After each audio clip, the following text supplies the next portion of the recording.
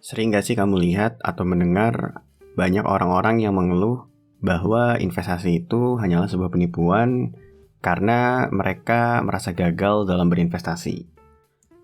Nah, di video kali ini aku akan bahas sebetulnya kesalahan-kesalahan apa aja sih yang sering dilakukan oleh investor sehingga akhirnya mereka gagal dalam berinvestasi dan malah menganggap investasi itu hanyalah sebuah penipuan. Sebelum aku mulai videonya, jangan lupa klik tombol subscribe yang ada di pojok kanan bawah dan nyalakan tombol lonceng supaya kamu gak ketinggalan video-video terbaru dari aku yang aku post setiap minggunya. Sebelum kita melihat kesalahan-kesalahan apa aja yang sering dilakukan oleh para investor, ada baiknya kita memahami dulu nih bahwa sebetulnya yang namanya instrumen investasi itu memiliki karakteristik yang berbeda-beda antar satu instrumen investasi dengan instrumen investasi lainnya. Sehingga dalam menggunakan sebuah instrumen investasi itu harus digunakan pada tujuan dan waktu yang tepat. Jadi tidak semua instrumen investasi itu bisa dipergunakan secara bersamaan dan digunakan pada setiap waktu. Sehingga kalau kamu mau berinvestasi, dibutuhkan adanya perencanaan investasi yang matang terlebih dahulu, yang melihat kebutuhan dan juga kegunaan dari instrumen investasi yang akan kamu gunakan. Nah, sayangnya nggak banyak investor yang paham akan hal ini, sehingga mereka hanya berinvestasi sesuai dengan keinginan mereka, dan pada akhirnya banyak melakukan kesalahan-kesalahan yang membuat investasi mereka menjadi gagal. Nah, pada bagian berikutnya aku akan jelasin 3 kesalahan apa aja yang sering dilakukan oleh investor sehingga mereka akhirnya gagal dalam berinvestasi. Jadi tonton video ini sampai habis ya. 3 kesalahan yang sering dilakukan oleh para investor sehingga membuat mereka gagal dalam berinvestasi. Kesalahan pertama adalah biasanya investor ini tidak memiliki perencanaan investasi yang baik. Misalkan nih ya, seorang investor yang memiliki kebutuhan untuk mendapatkan tambahan pemasukan untuk digunakan dalam kehidupan sehari-hari, malah memilih sebuah instrumen yang tipikalnya itu tidak bisa memberikan keuntungan secara rutin, baik itu setiap bulan, setiap 2 bulan, atau setiap waktu tertentu. Yang investor ini pilih adalah sebuah instrumen investasi yang sifatnya adalah growth asset, di mana ketika dia berinvestasi, dia berharap terjadi kenaikan harga aset dari instrumen investasi tersebut. Karena kebutuhan dari investor ini adalah mengambil uang pada durasi waktu tertentu, maka mau tidak mau si investor ini harus menjual instrumen investasi tadi. Akibatnya adalah kalau dia berinvestasi di instrumen growth asset dan secara rutin mengambil kepemilikan atau menjual porsi dari si instrumen investasi tadi, maka potensi return yang akan dia dapatkan itu akan jauh mengecil. Karena instrumen jenis growth asset ini itu justru lebih baik ditambah setiap waktu tertentu. Karena ada efek compounding atau bunga majemuk yang biasanya itu sangat mempengaruhi growth dari si instrumen investasi dengan jenis growth asset ini.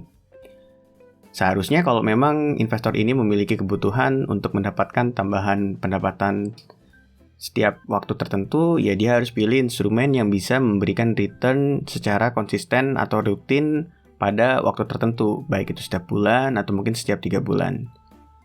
Kesalahan kedua yang sering dilakukan oleh para investor adalah para investor ini hanya berfokus kepada keuntungan atau return yang dapat diberikan oleh sebuah instrumen investasi tanpa melihat profil risiko dari si instrumen investasi tadi. Kenapa hal ini menjadi kesalahan yang sering dilakukan oleh para investor? Karena setiap instrumen investasi itu tidak akan terlepas dari yang namanya sebuah risiko. Jadi nggak ada instrumen investasi yang tidak memiliki potensi untuk membuat kamu rugi di kemudian harinya. Nah, potensi kerugian ini itu sangat berkaitan erat dengan yang namanya profil risiko dari seorang investor. Jadi, sebetulnya seseorang investor itu memiliki sebuah profil risikonya sendiri, sehingga tidak semua instrumen investasi itu cocok digunakan oleh semua investor. ada investor yang cocok menggunakan instrumen investasi yang risiko investasinya itu tinggi, tapi ada juga kebalikannya, di mana investor tersebut lebih cocok jika menggunakan instrumen investasi yang risikonya rendah. Permasalahannya apa kalau misalkan terjadi ketidakcocokan antara profil risiko investor dengan profil risiko dari si instrumen investasinya tadi? Kalau misalkan si investor memiliki profil risiko yang cenderung konservatif atau dia tidak toleran terhadap terjadinya risiko atau kerugian investasi, kemudian memilih sebuah instrumen investasi yang memiliki tingkat risiko yang tinggi, maka yang terjadi adalah si investor tadi itu tidak bisa merasa tenang terhadap portofolio investasinya. Karena yang namanya instrumen investasi dengan risiko tinggi sudah pasti fluktuasi harganya itu sangat ekstrim naik dan turunnya.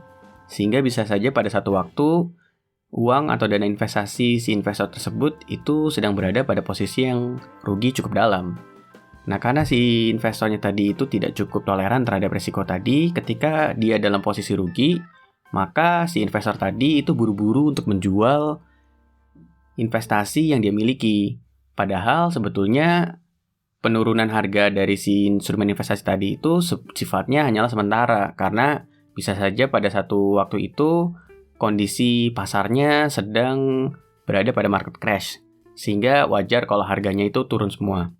Sehingga investor dengan profil risiko konservatif ini memang tidak cocok kalau misalkan dia berinvestasi pada instrumen investasi dengan tingkat risiko tinggi. Sebaiknya investor dengan jenis ini cocoknya menggunakan investasi dengan risiko rendah aja, karena fluktuasi harga dari si instrumen investasinya itu cenderung rendah dan bisa membuat lebih tenang si investor tadi. Buat kamu yang belum paham mengenai resiko apa saja yang mungkin terjadi dalam sebuah investasi, kamu bisa cek di video aku yang di sini ya. Kesalahan ketiga yang sering dilakukan oleh para investor adalah mereka tidak tahu kapan harus masuk ataupun keluar dari sebuah instrumen investasi. Maksudnya di sini adalah biasanya para investor ini tuh nggak tahu kapan harus membeli sebuah instrumen investasi dan kapan harus menjual dari si instrumen investasi tadi. Hal ini berlaku terutama untuk instrumen investasi yang jenisnya ini lebih tinggi risikonya ya, seperti saham. Jadi dalam berinvestasi saham itu, kamu harus tahu nih kapan kamu harus membeli suatu saham dan kapan kamu harus menjualnya, baik itu untuk mengambil keuntungan maupun juga untuk mengurangi kerugian yang kamu miliki. Nah, karena para investor yang masuk ke dalam kategori ini tuh biasanya nggak tahu kapan mau beli dan kapan harus jual ataupun mengurangi resiko, maka yang sering terjadi adalah mereka membeli si instrumen investasi ini atau saham dalam harga yang sedang tinggi-tingginya, karena mereka tidak paham dan ikut-ikutan aja dalam membeli suatu saham. Akibatnya, ketika saham tadi akhirnya anjlok karena memang berada dalam posisi yang cukup tinggi, membuat investor tadi tuh makin kebingungan karena dia melihat kalau si harga saham itu lagi naik terus dan tiba-tiba jatuh. Akibatnya, dia jadi telat nih buat mengurangi kerugian yang akan didapatkannya, sehingga alih-alih dia melakukan stop loss dari kerugiannya, yang terjadi adalah dia malah menunggu hingga akhirnya harga sahamnya itu sudah jatuh terlalu dalam. Nah, kesalahan ini juga bisa terjadi kalau misalkan dia dalam posisi yang sedang untung nih. Misalkan dia masuk di harga yang tepat, dan ketika harga sahamnya itu sedang melambung naik, dia nggak tahu nih kapan dia harus mengambil profit dari harga saham yang dimiliki saat ini. Sehingga yang terjadi, dia bingung untuk kapan mengambil profitnya dan terlalu lama menunggu, atau dia tidak melakukan penjualan di waktu yang tepat atau sesuai dengan rencana investasi yang dia punya, dan akhirnya malah tidak mendapatkan keuntungan sama sekali karena dia jual mungkin di harga par atau mungkin malah rugi. Nah, ini adalah 3 kesalahan yang sering banget aku perhatiin dilakukan oleh para investor. Sehingga ujungnya adalah para investor yang sering melakukan 3 kesalahan ini itu gagal dalam berinvestasi dan akhirnya menyerah dan menyalahkan investasi itu sendiri.